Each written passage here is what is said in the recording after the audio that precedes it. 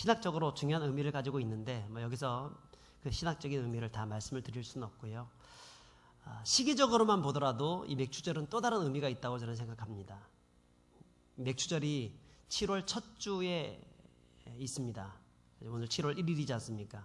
그러니까 시기적으로 볼 때 과거 6개월 동안 우리를 인도해 주셨던 하나님께 감사하고 또 감사 제목들을 한번 찾아보는 시간을 가질 수가 있고 또 새로운 반년을 이제 다시 출발하면서 어떤 마음 가지고 살 것인가 또 어떤 감사로 나갈 것인가 또 결단하면서 나갈 수 있는 그런 시기이기 때문에 이렇게 맥주감사절은 정말 중요한 시기적인 의미가 있다고 저는 생각합니다.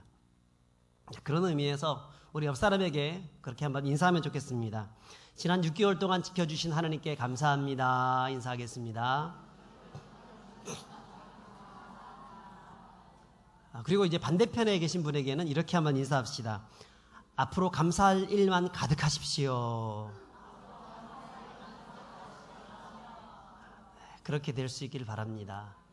미국의 어떤 이 부흥사가 부흥의 집회를 인도하려고 쭉 가다가 버스를 타고 가고 있었는데 한 뚱뚱한 흑인 아줌마가 차를 타더랍니다. 혼자만 탄 게 아니라 5 아이들을 같이 타고 차에 타는데 얼마나 이 체격이 좀 우람한지 차가 펑크 날 것 같다는 겁니다. 와, 저렇게 대단하시나. 그런데 그 가족이 점점 뒤에 앉아있는 자기 쪽으로 쭉 오더니 그 비좁은 공간을 비집고 들어와가지고 나중에는 자기가 완전 밀리고 또 밀려가지고 저 한쪽 구석에 찌그러져 앉아 있었다는 겁니다. 화가 나는 거예요. 아니 도대체 이럴 수가 있냐고. 근데 그렇게 화를 내가지고 뭔가 큰 소리 치려고 그러는데 갑자기 이 목사님이잖아요. 말씀이 생각이 나야 되잖아요. 범사에 감사하라. 이 말씀이 생각이 났어요. 그래서 하나님 도대체 무슨 감사를 하라는 얘기입니까? 그래서 곰곰이 생각해 봤습니다. 그랬더니 잠시 후에 이런 기도를 했다는 겁니다. 주여 감사합니다. 옆에 있는 이 여자가 내 아내가 아닌 거 참 감사합니다. 여러분 어떤 제목을 갖더라도 항상 감사하시는 분들이 될 수 있길 바랍니다. 따라서 한번 합시다. 하나님 감사합니다. 오늘 예배에 참석해 주신 것 감사합니다. 우리 한 번 더 따라합시다. 하나님 감사합니다. 지난 6개월 동안 지켜주신 것 감사합니다. 마지막으로 한 번 더 따라합시다. 하나님 감사합니다. 살아있는 것도 감사합니다. 여러분 우리가 살아있다는 게 얼마나 감사한 일입니까? 지난 6개월 동안 지켜주신 거 감사하고 이렇게 예배드리게 하신 것도 감사하고 내가 지금 살아 숨쉬고 있다는 거 감사한 일입니다. 그러고 보면 찾아보면 정말 감사할 일들이 너무나 많은 것 같습니다. 성경은 우리에게 감사하라고 합니다. 언제 감사라고 하죠? 범사에 감사하라. 데살로니가전서 5장 16절부터 18절까지 보시면 이런 말씀을 합니다. 시작. 항상 기뻐하라. 쉬지 말고 기도하라. 범사에 감사하라. 이는 그리스도 예수 안에서 너희를 향하신 하나님의 뜻이니라. 여러분 여기서 기뻐하라, 기도하라, 감사하라. 이것은 서로 다 엮어져 있는 겁니다. 항상 기도하는 사람은요 기뻐합니다. 또 기뻐하는 사람은 감사할 수 있습니다. 그리고 감사하는 사람들은 또 기도합니다. 이게 서로 굉장히 중첩되어서 엮어져 있습니다. 그리고 그 앞에 보면 똑같은 말을 반복해서 쓰고 있습니다. 항상 쉬지 말고 범사에. 하나님이 우리에게 뭐라 말씀하냐면 항상 기뻐하라. 쉬지 말고 기뻐하라. 범사에 기뻐하라. 또 항상 기도하라. 쉬지 말고 기도하라. 범사에 기도하라. 그리고 나중에 항상 감사하라. 쉬지 말고 감사하라. 범사에 감사하라. 언제 어디서나 어떤 상황에 처해든지 하나님 앞에서 기도하고 또 기뻐하고 감사하는 인생이 되어야 한다는 것입니다. 자, 그래서 오늘 제목이 뭡니까? 365일 감사. 언제 어디서나 1년 내내 늘 감사가 넘치시는 저와 여러분들이 될 수 있기를 주의 이름으로 축복합니다. 자, 그러면 왜 하나님이 이렇게 우리 보고 365일 내내 감사하라고 할까요? 그것은 첫째로 감사는 하나님을 영화롭게 하기 때문입니다. 한번 따라서 합시다. 감사는 하나님을 영화롭게 합니다. 우리 23절 전반절인데 같이 한번 읽어보겠습니다. 감사로 제사를 드리는 자가 나를 영화롭게 하나니. 여기서 감사와 제사라는 것은요, 서로 동격입니다. 감사가 곧 제사라는 겁니다. 감사가 제사다.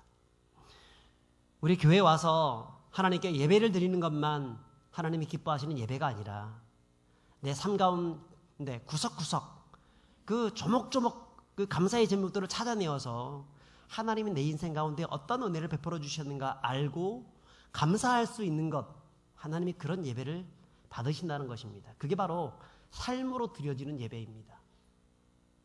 로마서 12장 1절에 그러므로 내가 형제들아 내가 하나님의 모든 자비하심으로 너희를 권하노니 너희 몸을 하나님이 기뻐하시는 거룩한 산 제물로 드리라. 이는 너희에 드릴 영적 예배니라 말씀하죠. 살아있는 제물, 하나님이 기뻐하시는 우리의 삶으로 드려지는 예배를 드리라는 것입니다. 그게 바로 감사의 예배입니다. 여러분 어떠십니까? 지난 6개월 동안 살아오시면서 얼마나 이 감사의 예배를 드려오고 있었습니까? 감사보다 원망과 불평과 불만이 가득한 채 뭔가 분노하면서 뭔가에 화를 내면서 그렇게 살고 있었진 않습니까? 왜 사람들이 감사해야 된다는 사실은 알고 있음에도 불구하고 감사가 되지 않는 걸까요? 감사하라, 감사하라 주변에서 늘 그렇게 말을 하는데 실제로 감사하는 사람들은 그렇게 많지가 않습니다. 왜 그러냐면 있는 것보다 없는 것을 더 많이 생각하기 때문에 그렇습니다. 얻은 것보다 잃은 것을 먼저 생각하기 때문이고 내가 지금 가지고 있는 것보다 가지지 않은 것들 생각하면서 다른 사람과 자꾸 비교하기 때문에 감사를 잃어버리는 것입니다. 또 이 당연하다는 생각을 가질 때 감사는 잃어버립니다. 내 건강, 내가 열심히 챙기니까 건강한 거지. 이런 생각 가지면 감사를 잃어버립니다. 우리 가정, 내가 잘 열심히 일을 하고 먹여 살렸으니까 저렇게 평안하고 행복한 거지 라고 이것이 당연한 거지라고 생각하면 감사가 없습니다. 우리 부모님이 나를 당연히 태어나게 했으니까 먹여주고 입혀주고 공부시켜준 게 당연하지. 그러니까 부모에 대한 감사가 없는 겁니다. 당연하지 라고 생각하면 감사가 없습니다. 여러분 감사는요 그냥 되는 게 아닙니다. 우리는 원래 약한 존재이기 때문에 감사할 줄 모르고 감사보다 뭐부터 먼저 나오냐면 불평 불만부터 먼저 나오는 그런 존재입니다. 이스라엘 백성들을 보세요. 광야 40년 사는 동안에 저들은 하나님이 그들에게 베풀어 주신 은혜가 얼마나 컸습니까? 근데도 가장 먼저 나왔던 것이 불평 불만이었습니다. 이게 없다 저게 없다. 하나님이 저들에게 참 기적 같은 그런 모습들을 보여주시면서 10가지 재앙으로 애굽에서 그 종되었던 땅에서 이끌어내셨는데 그렇게 실제로 구름기둥 불기둥으로 인도해 주셨고 만나와 메추라기로 늘 먹을 것을 보여주셨고 먹게 하셨고 그 참 전갈 있는 땅, 그 각박한 땅, 그 사막 지방을 정말 어떤 어려움과 근심이 없이 잘 건너가게 하셨음에도 불구하고 먹을 거 주시고 마실 거 주시고 다 주셨는데 저들은요 항상 옛날에 애굽에 돌아가면 거기는 맛있는 게 있었는데 거기서 훨씬 더 고통스러운 그런 과거가 있었다는 것을 생각하지도 않고 그때 좋았던 것들만 비교해 가면서 지금 이게 없는데 저게 없는데 자꾸 불평불만 하더라는 것이죠. 하나님은 우리에게 일용할 양식들과 필요한 것들을 다 주셨는데도 우리는 어떻습니까? 그 이스라엘 백성들처럼 감사하지 못합니다. 감사가 훈련이 되어지지 않아서 그렇습니다. 여러 가지 것들을 비교하면서 평가하기 때문에 그렇습니다. 그래서 하나님은요 우리에게 감사를 훈련하라고 합니다. 그래서 오늘 이 맥주 감사 주일이 어떤 날이에요? 감사 훈련 주일입니다. 감사 훈련 주일. 한번 따라서 합시다. 하나님 감사합니다. 6개월 동안 지켜주신 거 감사합니다. 예배드리게 하신 것 감사합니다. 살아있게 해주신 것 감사합니다. 범사에 감사합니다. 여러분 감사합니다. 이런 말을 많이 하실 수 있기를 바랍니다. 그래서 하나님이 이스라엘 백성들을 훈련시키려고 1년에 3번이나 절기를 주신 게 아니겠습니까? 무교절이라고 하는 6월절과 무교절 같은 주간이죠. 또 오늘 우리가 지키고 있는 이 맥추절, 77절, 혹은 오순절이라고 말을 하기도 합니다. 그리고 수장절 혹은 초막절이라고 하는 장막절이라고 하는 또 가을에 있는 그런 절기가 있습니다. 이런 시간들을 통해서 너희들을 얼마나 내가 사랑하는지, 얼마나 너를 지금까지 이끌어왔는지 알고 있으라, 기억해라 라고 말씀을 하시면서 하나님께 감사하는 인생 되라고, 그 감사를 모르는 그 이스라엘 백성들에게 그런 절기를 통해서라도 감사하라고 말씀하고 있는 거예요. 우리 한국교회도 4개의 절기가 있죠. 뭐가 있습니까? 봄에 부활절, 또 여름에 맥추감사절, 가을에 추수감사절, 겨울에 성탄절. 봄, 여름, 가을, 겨울 4계절 내내 감사하라고 하나님이 우리 한국교회 워낙 감사하지 않고 워낙 불평불만이 많고 워낙 그 수많은 우리가 외세의 침입을 받다 보니까 한국 사람들의 어떤 그 마음 자체가 감사할 줄 모릅니다. 그러니까 이스라엘보다 하나의 절기를 더 주셔가지고 감사하라고 훈련시키는 거라고 생각합니다. 여러분 감사하면 생각나는 목사님이 있습니다. 손양원 목사님. 여러분 잘 아시죠? 애양원의 손양원 목사님이 9개의 감사가 굉장히 유명합니다. 자기 두 아들 동인이와 동신이를 죽인 원수를 용서합니다. 그 사람이 죽지 않도록 조치를 취해주고 난 다음에 자기의 양아들로 삼지요. 그리고 두 아들 장례 예배 때 9가지 감사를 드립니다. 이 감사가 바로 이것인데요. 글자가 작아서 잘 보이지 않는데 제가 몇 가지만 한번 읽어드릴게요. 나 같은 죄인의 혈통에서 순교의 자식이 나오게 하시니 감사합니다. 3남 3녀 중에서 가장 아름다운 두 아들을 바치게 하셔서 감사합니다. 하나들 순교도 귀하거늘 하물며 두 아들이 함께 순교했으니 감사합니다. 예수 믿다가 와석 종신하는 것도 큰 복이라 하였거늘 전도하다 총살 순교 당하였으니 주님께 감사합니다. 미국 가려고 준비하던 두 아들 미국보다 더 좋은 천국에 갔으니 안심이 되어 감사합니다. 내 아들 죽인 원수를 회개시켜 아들 삼고자 하는 사랑하는 마음을 주신 하나님께 감사합니다. 내 아들의 순교의 열매로 무수한 천국의 아들들이 생길 것을 생각하니 감사합니다. 기타 여러 감사들을 그는 했습니다. 그리고 난 다음에 목사님이 감사 기도를 드리고 난 다음 10,000원의 감사헌금을 했습니다. 오늘날 10,000원 하면 얼마 안 되지만 당시 그 손영환 목사님의 한 달 사례가 얼마였냐면 80원이었습니다. 80원. 몇 배일까요? 거의 800원, 8,000원, 한 120배쯤 되겠네요. 120배쯤. 그렇게 엄청난 감사를 하면서 하나님께 감사를 했습니다. 그리고 이렇게 그 봉투에 이렇게 쓰여져 있다고 합니다. 두 아들의 순교에 감사하며 10,000원 손양원. 어떠십니까? 지금 어려움 때문에 원망과 불평과 좌절 가운데 빠져신 그런 분들이 없습니까? 아무리 힘들어도 손영환 목사님만 하겠습니까? 그분도 이렇게 감사하는데 우리라고 못하겠습니까? 찾아보면 우리가 감사할 이유들이 굉장히 많습니다. 구원하신 은혜에 감사하고 우리를 인도하신 은혜에 감사하고 보호하시고 승리하실 것을 믿고 감사하고 우리에게 일용할 양식을 주신 것도 감사하고 우리를 영원한 천국으로 인도하실 것도 감사하고 조금만 생각해보면 감사거리는 너무나 많이 찾을 수 있습니다. 그래서 그런 의미에서 감사 공책, 감사 노트를 하나 준비를 해가지고 하루에 한 10가지 정도만이라도 감사 제목들을 써보면서 하루를 마무리할 수 있으면 참 좋을 것 같아요. 저는 큐티 하시는 분들한테 꼭 두 번의 큐티를 하라고 제가 얘기를 합니다. 아침에 하는 큐티와 밤에 하는 큐티. 아침에 하는 큐티는 하나님의 말씀을 그날 나에게 주신 말씀들을 묵상하고 그 말씀을 기억하고 또한 그것을 놓고 기도하고 또 내가 하루를 어떻게 살 것인가를 써보면서 하나님께 그걸 놓고 기도하는 것이죠. 그러면 하루가 풍성해집니다. 그럼 밤에 하는 큐티는 무엇일까요? 밤에 하는 큐티는 그날 아침에 했던 큐티를 한 번 더 돌아보면서 반성하고 또 기도하고 또 맨 마지막 그 옆에 공란에다가 그날의 감사 제목들을 써보는 것이죠.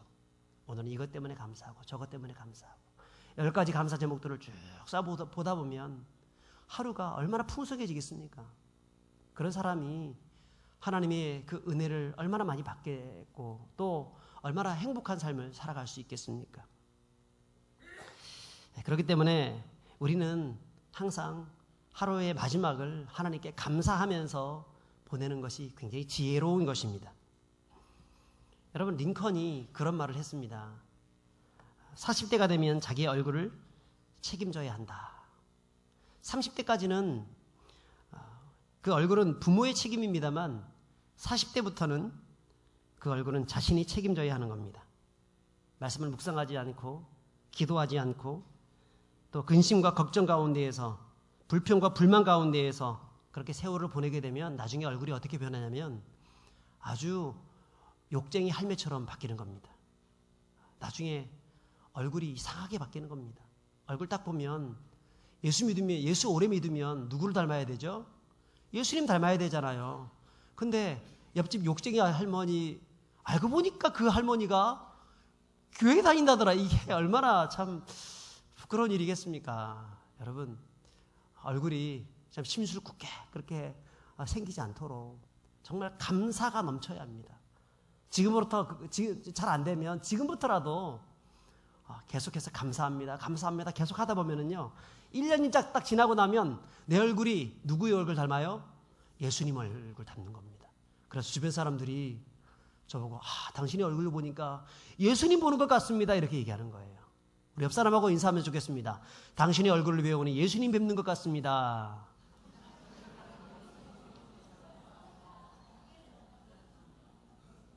그런 말을 좀 우리가 들어야 하지 않겠습니까?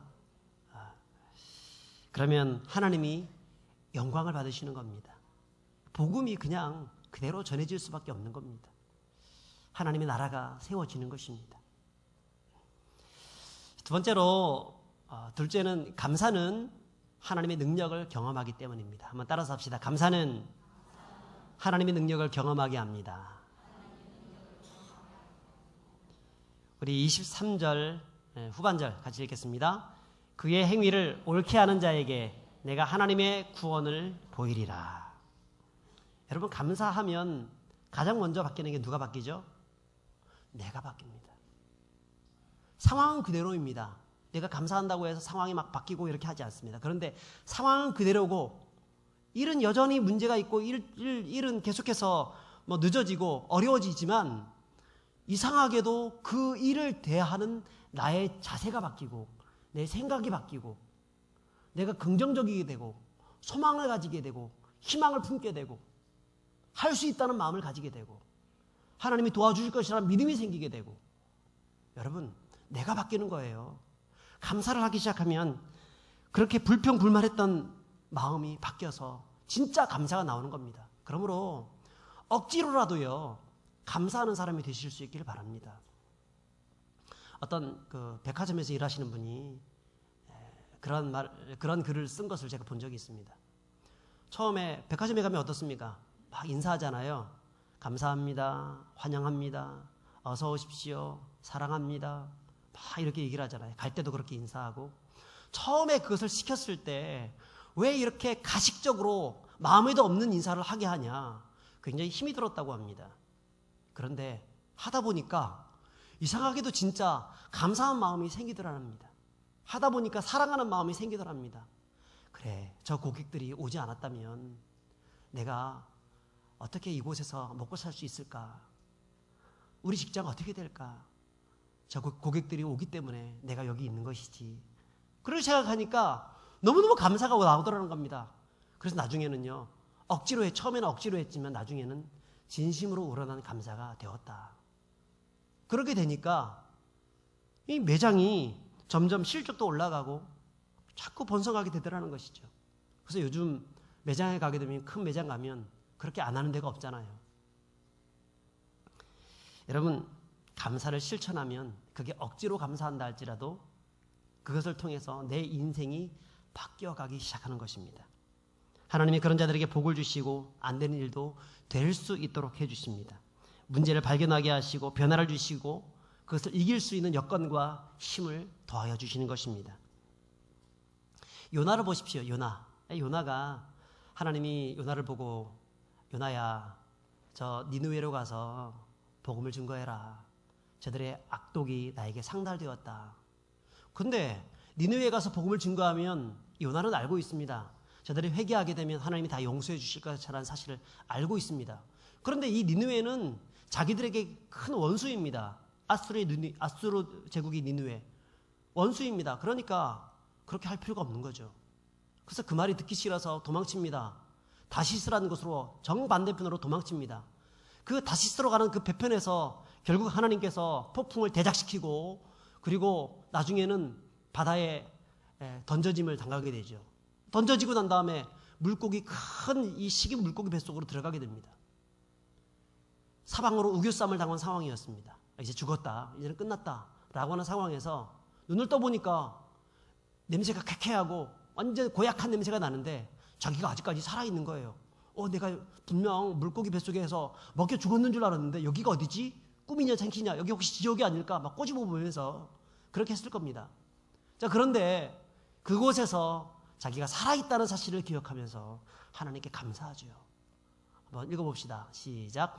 나는 감사하는 목소리로 주께 제사를 드리며 나의 서원을 주께 갚겠나이다. 구원은 여호와께 속하였나이다 하니라. 10절 여호와께서 그 물고기에게 말씀하시니 요나를 육지에 토하니라. 그 물고기 뱃속에서 그는 하나님께 감사했다는 겁니다.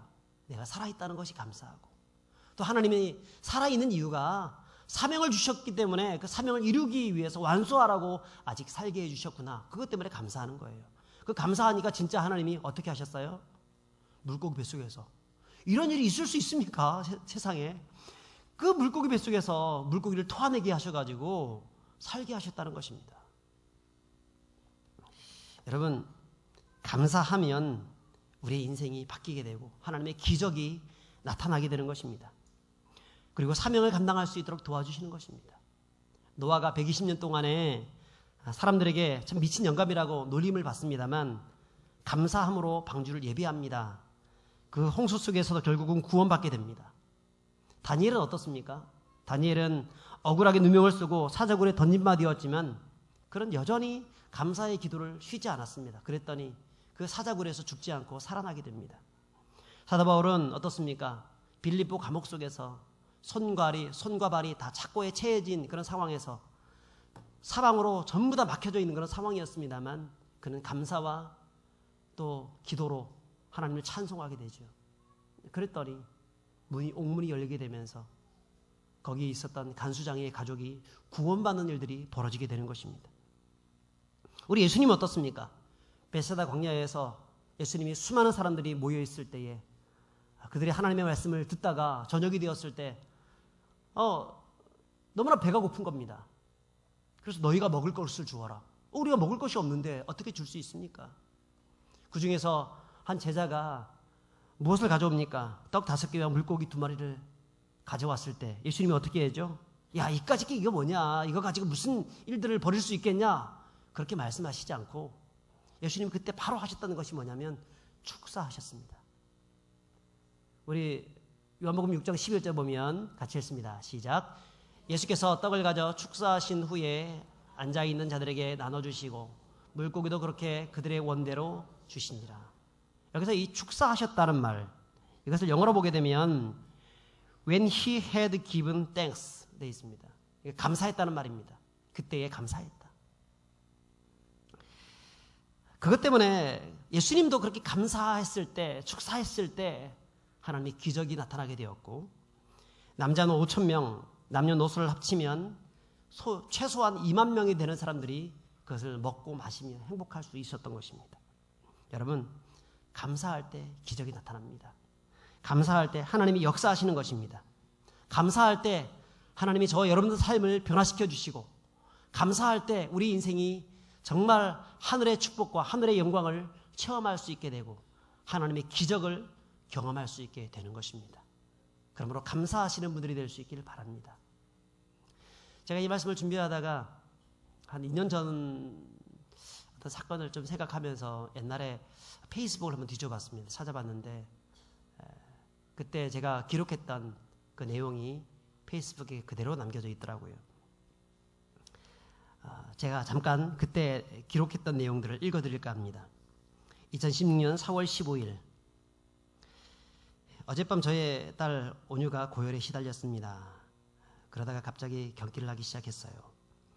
그런데 이 경기는 유아들에게 일어나는 경기와는 다른 것 같아서 집에서 가까운 종합병원으로 아이를 들쳐매고 달렸습니다. 그런데 너무 급하게 차를 몰다가 차가 가드레일을 들이받는 교통사고가 났어요. 차가 박살나고 말았지요. 온유와 현유 그리고 아이들 엄마가 뒤엉키면서 피가 터졌는데 다행인지 나중에 확인해 보니까 사고에 비해 다친 데가 경미했고 나 역시 에어백이 터지면서 덜 다치게 되었어요. 급하게 아이를 끄집어내려 다시 어깨에 메고 지나가는 차를 잡았어요. 그렇게 병원 응급실에 들어갔답니다. 병원에서 응급조치를 했지만 오랫동안 지속되는 경기를 잡지 못하고 대학병원으로 가야 한다고 하더라고요. 그리고 일산백병원에 오게 되었습니다. 병원에서 뇌부종 증세가 보이고 최소한 일주일 이상 중환자실에서 집중치료를 받아보아야 한다고 합니다. 아직 아이는 깨어나지 못한 상태였습니다.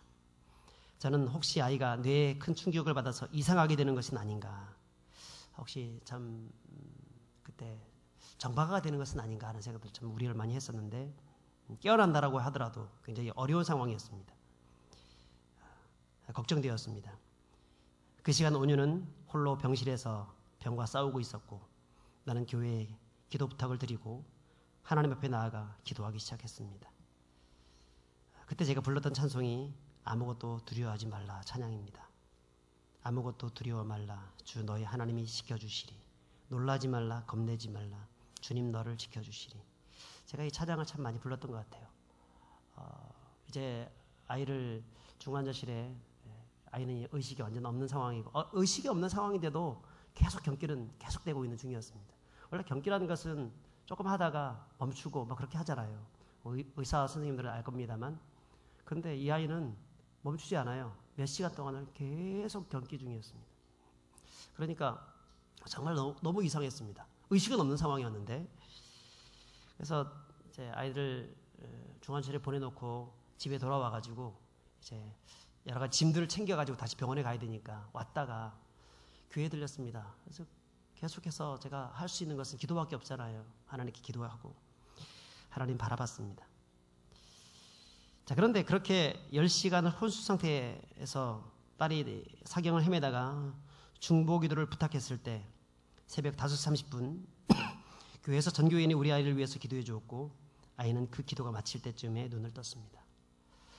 중보기도가 참 이렇게 중요하다는 사실을 그때 한 번 더 깨닫게 되었는데, 우리 중보기도 팀, 우리 중보기도 훈련을 받고 있죠. 이게 능력이 있습니다. 하늘의 보좌를 흔들거든요. 그래서 훈련 잘 받으시고 같이 기도하는 우리가 되었으면 좋겠습니다. 그렇게 온 교인이 딱 기도하고 있을 그때에 기도가 딱 맞췄을 때 애가 딱 눈이 뜬 거예요. 그래서 제가 눈이 떴다고 해서 바로 교회를 딱 알렸더니 우리 부목사님, 다른 부목사님이 그 얘기를 바로 그 기도하고 있는 그들에게 알리게 되었고 교회가 환호성을 지르면서 기뻐했다는 이야기를 들었었습니다. 그 이후에 제가 한 2주 정도 지나고 나서 다시 페이스북에 10가지 감사라는 글을 올렸습니다. 10가지 감사. 첫째, 온유 현유 회복에 감사합니다. 온유의 병이 뇌전증 지속증이었답니다. 뇌전증은 아이들에게 가끔 발생하는 병이지만 온유의 경우는 연속 경기로 매우 희귀한 병이라고 합니다. 그렇기 때문에 매우 위험한 상태였다는데 이같이 빨리 회복된 것을 보니 온유는 엄청난 행운아라고 의사 선생님이 얘기해 주셨습니다. 둘째, 교통사고에도 안전 지켜주심을 감사합니다. 자동차 수리 공장에서 연락이 왔습니다. 차량 가격은 300만 원인데 수리비가 380만 원입니다. 그러면서 물어보더라고요. 이 정도면 사람이 엄청나게 다쳤을 텐데 우리 보고 괜찮냐고. 그런데 그런 충격에도 거의 다치지 않은 게 신기합니다. 세 번째 감사. 부모님의 마음을 알게 되어서 감사합니다. 이 사건을 통해서 아버지 어머니가 내가 아플 때 얼마나 마음 졸이며 아프셨을까 생각하며 두 분께 너무 감사하다는 마음이 듭니다. 네 번째 감사. 좋은 형들, 동생이 있어서 감사합니다. 저의 가정의 아픔을 내 아픔처럼 여겨주고 예수님께 교회를 다니지도 않으면서 내가 기도하겠다고 그렇게 얘기해주는 형제자매가 있다는 것에 큰 위로와 감사가 들었습니다. 다섯 번째 감사. 관심과 사랑을 베풀어 주신 분들이 이렇게 많음에 감사합니다. 페북과 밴드에 기도 요청을 올렸을 뿐인데 수백 명 아니 1000명이 넘는 사람들이 문자 오고 댓글 달아주고 기도해주는 등 관심과 사랑을 보여주셔서 감사합니다. 여섯 번째 감사. 이웃의 아픔을 이해할 수 있어서 감사합니다. 피상적으로 사람을 사랑하는 것이 아니라 진심으로 사랑할 수 있게 되어서 감사합니다. 일곱 번째 감사. 다시금 하나님의 사랑과 살아계심을 체험할 수 있어서 감사합니다. 여덟 번째 감사. 사고난 자동차가 거의 새 차가 되어서 나타난 거 감사합니다.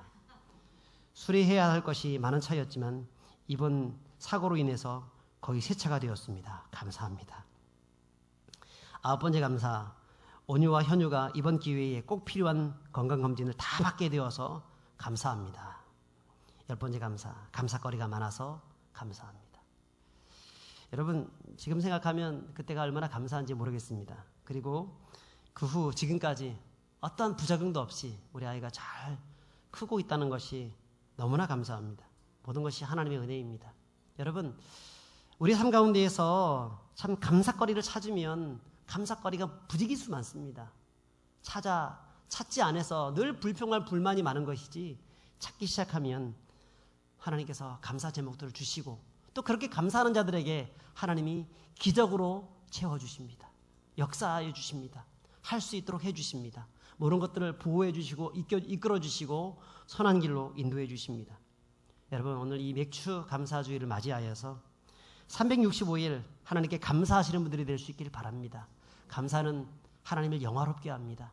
그리고 감사하면 하나님이 자신의 구원을 우리에게 보여주십니다. 하나님께 영광을 돌리는 그 감사, 하나님의 구원의 역사가 나타나는 감사, 매일매일 매일 밤마다 잠자기 전에 10가지 감사, 매일매일 하나님께 감사하시다가 주무시는 그런 인생을 살아가시는 믿음의 백성들 될 수 있기를 주의 이름으로 축복합니다. 우리 함께 찬양하겠습니다.